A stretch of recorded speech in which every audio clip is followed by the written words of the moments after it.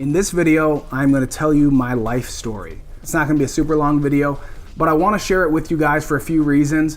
One of which is I'm going to be doing these videos every single day, Monday through Friday. I'm going to try to put a video out on YouTube and Facebook. I promise you're not going to like every single one of my videos because you probably don't have the same interest as me in every way. We're all different.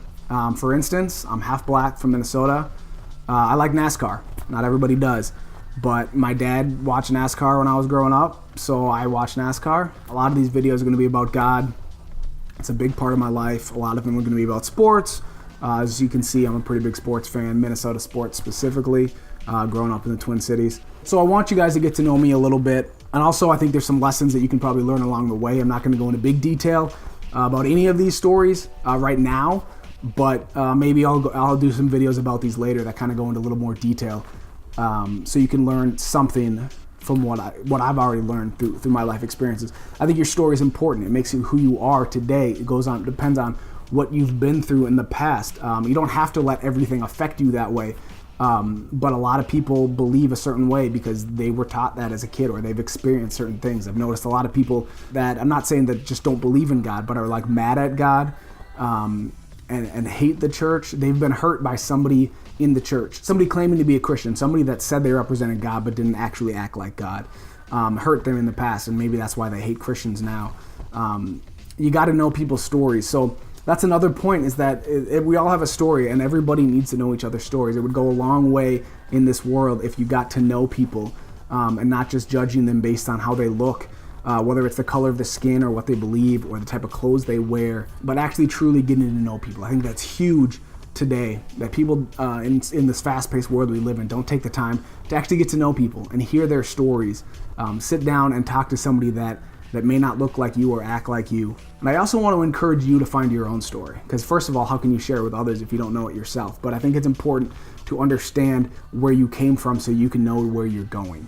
Not that you're held back by a past, but maybe God brought you out of something, and so you know going forward that he can bring you out of anything because of what he brought you out of in the past. I've had conversations with people that don't think they have much of a story, like me, because they were raised in a church and didn't have that falling away from God time of their lives. And people think that's what makes a great story. If you did drugs, but now you serve God, you have a great story. But I want to challenge you that all of you have a great story, that God has worked in your life, that you have people in your life that have been there for you in different situations, and the lessons you've learned along the way. So find your own story. There's so many different people in the world. No two people are the same. God made all of us unique, and then your experiences make you uniquer from there. That's probably not a word, but I don't care.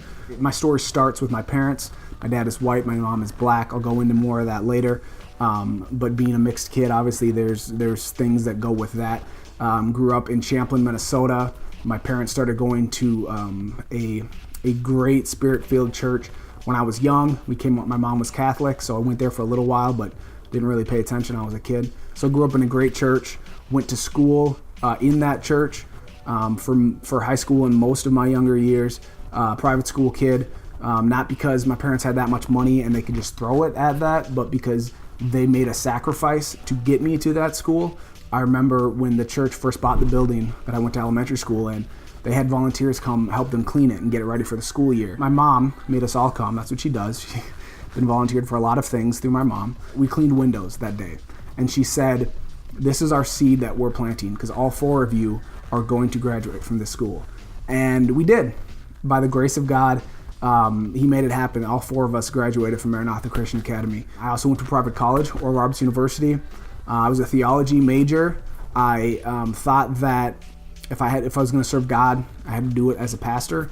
Found out quickly that's not where God wanted me. And I found myself very frustrated with the theology degree. So a big part of my life was finding out what I'm going to do with myself. I love sports, but I wasn't very good at them. So I played, a little bit in basketball through 9th grade, played soccer, kind of just for fun. But I thought if I could get paid to talk about sports, that'd be great. So I chose broadcast journalism, got into video storytelling. That's kind of my passion.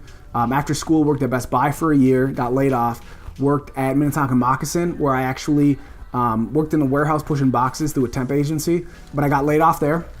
Did a year serving in the youth group, took a year off from my job search and served in the youth group, lived at my parents' house. Jeff and Sunday Burquest are two people that are huge influences in my life. Other than my parents, they're probably the most influential people in my life. Growing up, they were my youth pastors, and then some. They did our wedding. The year I took off from work to do the youth group was to serve under Pastor Jeff and Sunday. I decided to take an unpaid internship in Sioux Falls, South Dakota, doing sports at a news station. Lived in a hotel for a few weeks until they offered me a job. They said, you can either continue to work for free to do sports, or we can pay you to do news. So I took a job doing news in Aberdeen, South Dakota, did that for almost a year. From there, went to North Dakota to do sports again. That was fun. I was 25. I was happy with where I was in life. I thought I had my dream job. I was in North Dakota, but I was, not far away from home. I could go home on the weekends. It's about 5 hours to Grand Forks. So I decided to settle down with a good girl. That's when me and Jocelyn kind of started talking. She eventually moved out to North Dakota. We got married. And 2 months after we got married, I lost my job. My boss called me down to Fargo and said, your position's being eliminated. Turn in your camera and your equipment. Leave the keys to your car, to your station car. It was really difficult for me. I thought this is what I had worked for. I had made it. I had arrived. I waited. I did it right. I waited till I had the money, the job, the house. I had an apartment, but I had a place to live before I got married. And then not long after I got married, I lost it all. I said, okay, Jocelyn, let's pack up. Let's go home. We'll live at my parents' house. I'll try to find something in the cities. And she said, no, I think we're supposed to stay here. And I thought, what? There's no way we're supposed to stay in Grand Forks, North Dakota.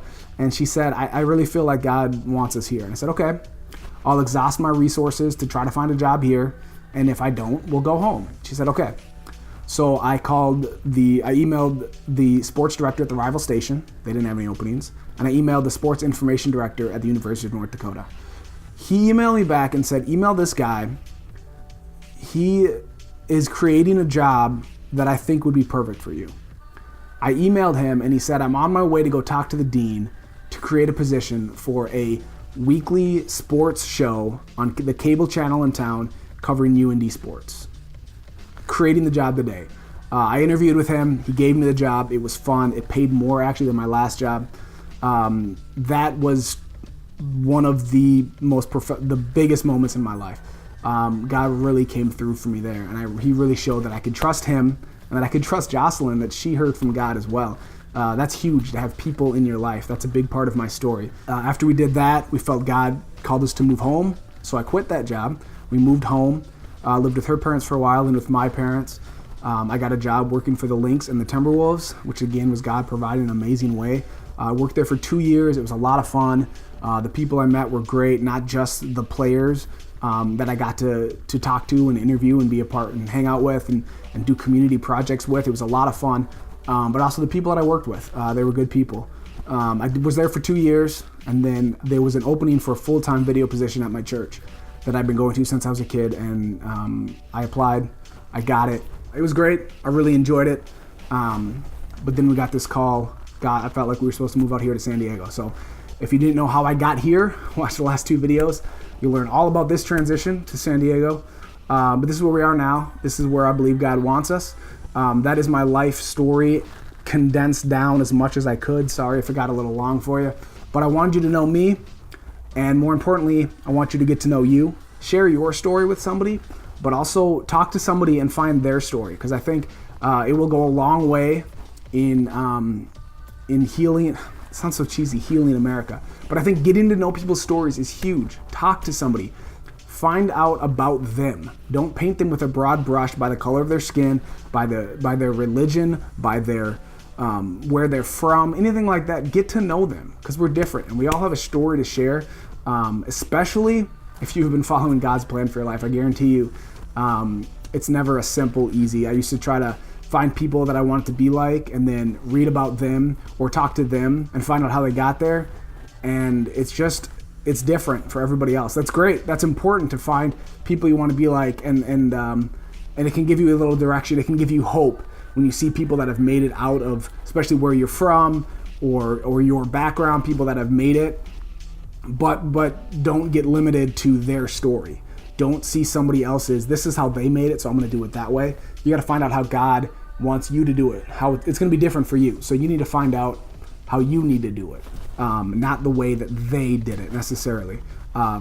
Everybody is different. We're all created unique, and then our circumstances make us even more unique, as I said. But follow God's plan for your life.